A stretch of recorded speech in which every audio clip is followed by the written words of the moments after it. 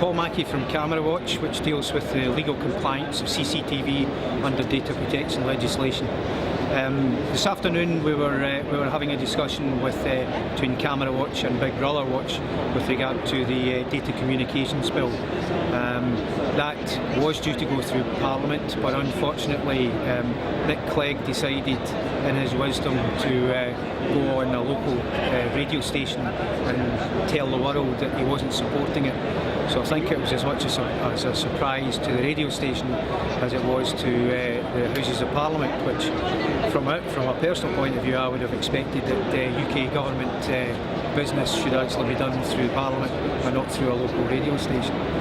Again, from my personal point of view, I think the whole farce of the bill just typifies the rushed and the lack of expertise within the government in the last few bills that have been presented. Prime example of that is the Freedoms Bill, which included the supposed new data surveillance commissioner and also a code of practice.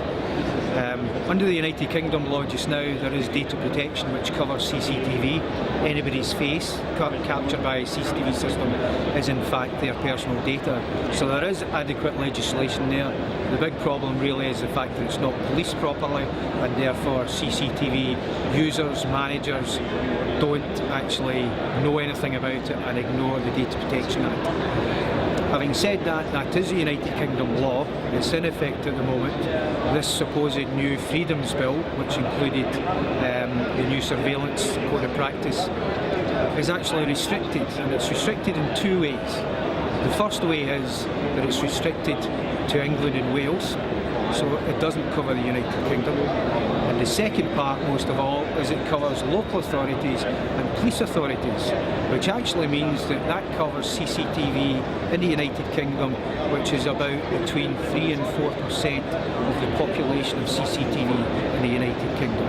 So what we have is about 96 or 97% of the CCTV systems that we have at present is totally ignored by this new legislation. I find that unbelievable, I find it incompetent, and I just don't understand what's going on.